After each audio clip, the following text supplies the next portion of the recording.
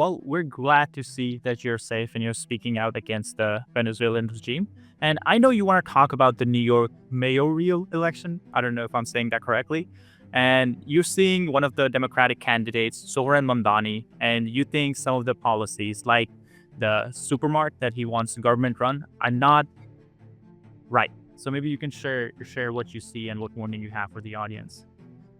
Yes, Zohran Mamdani, he won the primary in New York City, so he is very likely to become the next mayor. Now, let me start with this.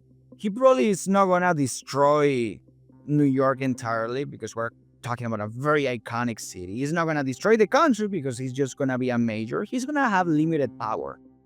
However, what is really dangerous about his figure is not just that he's going to cause issues and he's going to decrease the quality of life of New Yorkers, but he's building and created a political movement that is normalizing the most dangerous anti-American immoral ideas that you could ever imagine.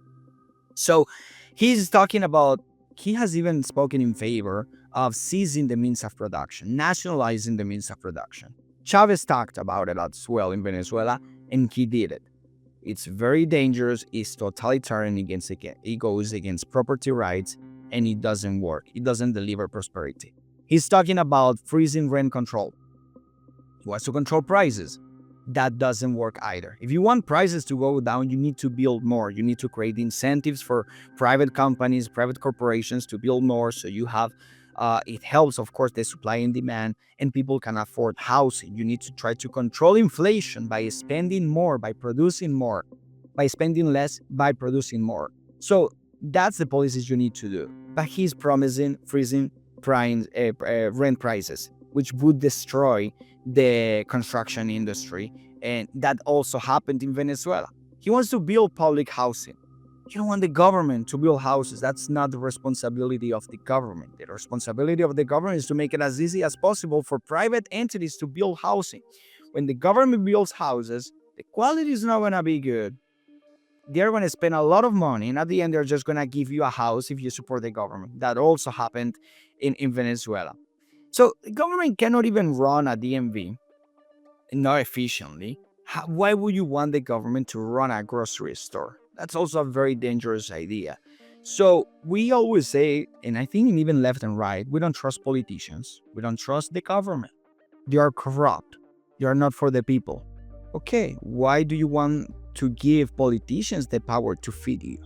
Why do you want politicians the power to provide housing, to cover your basic needs? If you actually want to cover your basic needs, you want a government that is as little as possible and that creates the environment that provides you the freedom to work for your own thing. So is Mamdani a socialist? Yes, he is. He's proposing socialist policies. Is he proposing the same things that were applied in Venezuela? Yes, he is.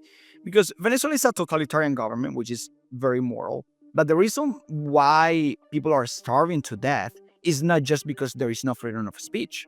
I love freedom of speech. To me, it's indispensable for a free society. And it doesn't matter if the economy is good or bad, we need free speech. But the reason why kids are starving is not because of lack of free speech. It's because of lack of opportunities. It's because of inflation. It's because of lack of food. It's because of scarcity. And that was created by socialist policies. And I'm saying this and making this distinction because sometimes people just assume that, yeah, everything that collapses is just, lack of freedom of speech. No, freedom of speech is probably the most important freedom, but socialist policies were in fact applied in Venezuela. And another thing, Mamdani has talked about taxing the rich, and billionaires shouldn't exist. That sounds good to some people. Maybe you are young, you cannot afford housing right now, you have student loans, and you feel pessimistic about the future, and you have reasons to feel pessimistic about the future. But the reasons why things are not going in the right direction is not because of lack of free markets. It's not because of too much free markets. It's not because of the government is too small. No, it's actually because over the years, the United States and New York specifically has built a huge welfare state that make it harder, and also a tax code that makes it harder for investments to create value, to produce value, and has such a regulated system where the government is so big that is making it harder for everyone. So he's saying that billionaires shouldn't exist. That sounds good to some people. But if you took all wealth today, if you took all wealth from billionaires, you would only be able to cover the US federal budget for less than a year.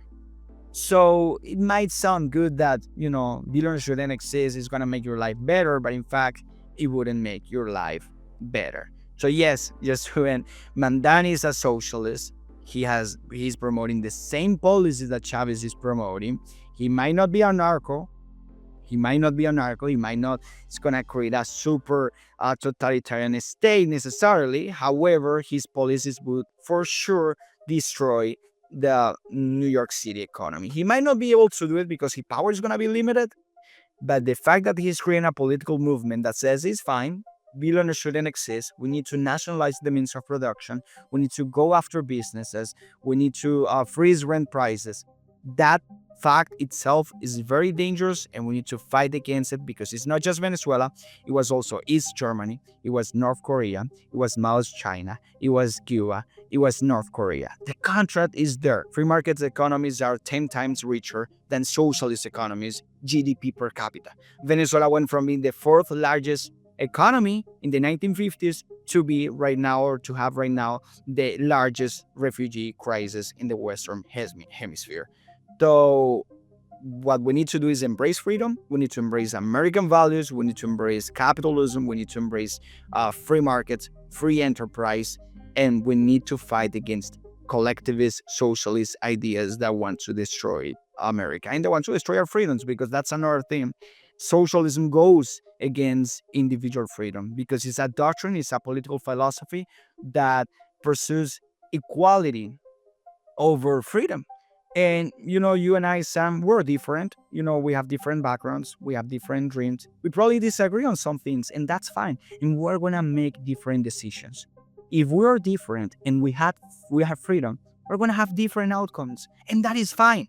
Different outcomes itself is not bad. What is bad is poverty.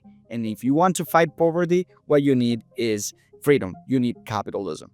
For sure. And a lot of people who are not from Texas, especially someone who is from Texas, look at Austin, where over the last year, the rent prices are down 20% just because the government is approving more buildings, more condos, and supply is increasing, prices are coming down. Even here in Houston, not as much as Austin, but it's happening. And Yeah, supply and demand. Supply and demand. It's very basic. Actually, it's more basic and easy than what people actually think. for sure.